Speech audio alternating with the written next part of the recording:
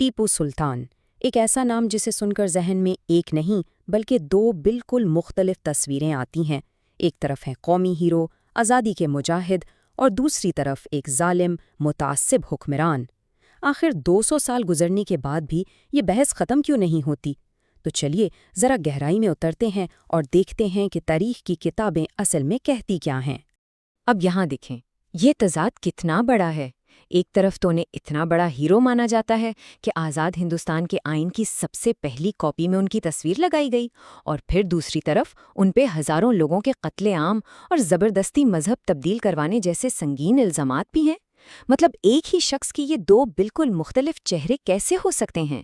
یہی وہ سوال ہے جو آج بھی سیاست اور تاریخ میں طوفان کھڑا کر دیتا ہے۔ تو پھر سوال وہی ہے، اصلی ٹیپو سلطان آخر تھے کون؟ اس سوال کا جواب تلاش کرنے کے لیے ہمیں تاریخ کے ورق پلٹنے ہوں گے اور ان کی شخصیت کے ہر پہلو کو دیکھنا ہوگا، ایک جنگجو کے طور پر، ایک حکمران کے طور پر، اور ہاں، ایک متنازع شخصیت کے طور پر بھی۔ اچھا، سب سے پہلے بات کرتے ہیں ٹیپو کی اس پہچان کی جس پر شاید کسی کو کوئی اختلاف نہیں، شیر میسور۔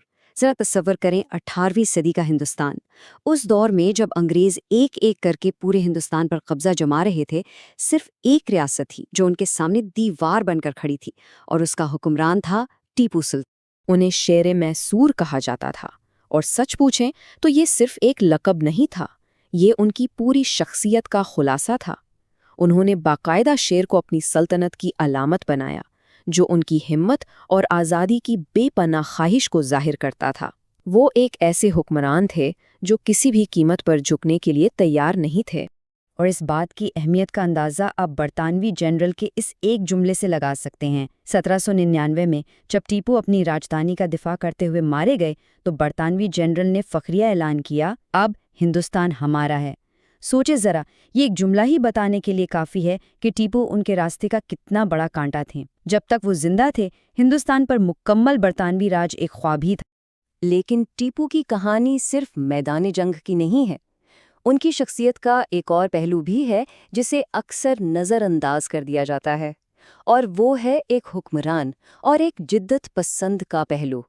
انہوں نے انتظامیہ، ٹیکنالوجی اور معیشت میں ایسے کام کیے جو اپنے وقت سے بہت آگے تھے۔ شاید ان کی سب سے مشہور ایجاد، وہ چیز جس نے انگریزوں کی نیندیں حرام کر دی تھیں، وہ تھے میسوری راکٹ۔ ٹیپو اور ان کے والد حیدر علی نے لوہے کے خول والے راکٹ تیار کیے، جو اس وقت کی سب سے جدید اور خطرناک فوجی ٹیکنالوجی تھی۔ یہ راکٹ انگریزوں کے لیے ایک ڈراؤنا خواب بن گئے تھے۔ اور یہ کوئی معمولی بات نہیں ہے۔ خود بھارت کے میزائل مین اور سابق صدر ڈاکٹر APJ عبدالکلام نے ٹیپو کو دنیا کے پہلے جنگی راکٹ کا بانی کہا۔ اور دلچسپ بات یہ ہے کہ انگریز جنگ جیتنے کے بعد یہ ٹیکنالوجی اپنے ساتھ انگلینڈ لے گئے، جس نے آگے چل کر یورپ کی جنگوں میں استعمال ہونے والے مشہور کانگرو راکٹ کی بنیاد رکھی۔ اور یہ جدت صرف راکٹوں تک نہیں رکی۔ سوچیں ذرا، آج جو میسور سلک اتنی مشہور ہے، اس کی بنیاد ٹیپو نے رکھی۔ انہوں نے اپنا نیا سکہ اور کیلنڈر جاری کیا، یہاں تک کہ لکڑی کے مشہور چنا پٹنا کھلونوں کی سرپرستی سے لے کر ایک بہت بڑے ڈیم کی منصوبہ بندی تک ان کی نظر مستقبل پر تھی۔ اور نتیجہ، ان کے دور میں میسور کی معیشت اتنی مضبوط ہوئی کہ اس نے بنگال کو بھی پیچھے چھوڑ دیا تھا۔ یہ سمجھنا بہت ضروری ہے کہ ٹیپو صرف میسور کی سلطنت نہیں بچا رہے تھے، ان کی نظریں عالمی بساط پر تھیں۔ وہ اچھی طرح سمجھتے تھے کہ انگریزوں کو ہرانے کے لیے صرف مقامی لڑائیاں کافی نہیں، بلکہ ایک بین الاقوامی اتحاد بنانا پڑے گا۔ آئیے ان کی خارجہ پالیسی اور ان کے دور کی مسلسل جنگوں پر ایک نظر ڈالتے ہیں۔ یہ ٹائم لائن دیکھیں، اس سے ان کی پوری زندگی کا خلاصہ ہو جاتا ہے۔ ایک مسلسل جنگ، انہوں نے اپنی ساری حکمرانی انگریزوں سے لڑتے ہوئے گزاری۔ خاص طور پر تیسری جنگ ان کے لیے ایک بہت بڑا دھچکا تھی، جس میں نہ صرف انہیں اپنی آدھی سلطنت گنوانی پڑی بلکہ اپنے 2 بیٹوں کو انگریزوں کے پاس یرغمال کے طور پر بھی بھیجنا پڑا۔ ٹیپو یہ بات اچھی طرح جانتے تھے کہ اکیلے انگریزوں جیسی عالمی طاقت کا مقابلہ کرنا ممکن نہیں، تو انہوں نے کیا کیا؟ انہوں نے دشمن کے دشمن کو دوست بنایا، فرانسیسیوں سے اتحاد کیا، مصر میں نپولین سے رابطہ کیا، اور سلطنت عثمانیہ سے لے کر افغانستان تک اپنے سفیر بھیجے تاکہ انگریزوں کے خلاف ایک عالمی محاذ بنایا جا سکے۔ یعنی وہ صرف میسور کے سلطان نہیں تھے، بلکہ عالمی شطرنج کے ایک ماہر کھلاڑی تھے۔ اچھا، اب آتے ہیں اس کہانی کے سب سے مشکل، سب سے پیچیدہ حصے کی طرف، وہ پہلو جو آج بھی ٹیپو سلطان کی شخصیت کو اتنا متنازع بنائے ہوئے ہے، ان کی مذہبی پالیسیاں اور ان کے دور حکومت کے وہ تضادات جو سمجھنا آسان نہیں۔ اور یہیں آ کر کہانی اتنی الجھ جاتی ہے کہ سمجھنا مشکل ہو جاتا ہے۔ ایک طرف تو ہمیں یہ ثبوت ملتے ہیں کہ انہوں نے 150 سے زیادہ ہندو مندروں کو عطیات دیے اور ہندوؤں کو اپنی حکومت میں بڑے بڑے عہدوں پر رکھا، اور پھر پلٹ کر دوسری تصویر دیکھیں تو ان پر ہزاروں غیر مسلموں کے قتل عام اور زبردستی مذہب تبدیل کروانے کے سنگین الزامات ہیں۔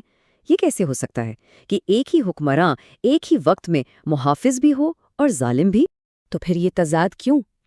اس کی ایک بڑی وجہ یہ ہو سکتی ہے کہ ٹیپو کی کہانی لکھی کس نے؟ زیادہ تر تفصیلات ہمیں ان کے سب سے بڑے دشمن یعنی انگریزوں کی تحریروں سے ملتی ہیں۔ کئی مورخین یہ سوال اٹھاتے ہیں کہ کیا یہ بیانات ٹیپو کو ایک ظالم بادشاہ کے طور پر پیش کرنے کا ایک طریقہ تھا تاکہ ان کے خلاف جنگ اور ان کی سلطنت پر قبضے کو جائز ٹھہرایا جا سکے؟ تو سوال یہ اٹھتا ہے کہ ہم جو پڑھ رہے ہیں وہ کتنی تاریخ ہے اور کتنا پروپیگینڈا؟ تو ان سب باتوں کے بعد آخر ہم ٹیپو سلطان کو کس نظر سے دیکھیں؟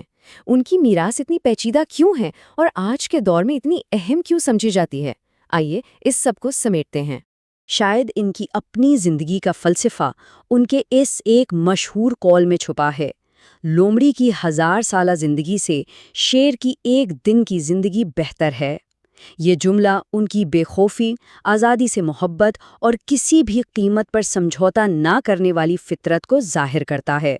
ان کے حامیوں کے لیے ٹیپو سلطان اسی جذبے کی علامت ہیں، ایک ایسا شیر جس نے غلامی پر موت کو ترجیح دی۔ تو آخر میں کوئی ایک سیدھا سادہ جواب نہیں ملتا، بلکہ ایک سوال ذہن میں رہ جاتا ہے۔ کیا وہ ایک جدت پسند تھے جنہوں نے اپنی ریاست کو ترقی دی؟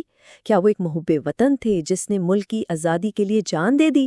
یا پھر ایک ظالم حکمران تھے جس نے اپنے دشمنوں کو کچلنے میں کوئی کسر نہیں چھوڑی؟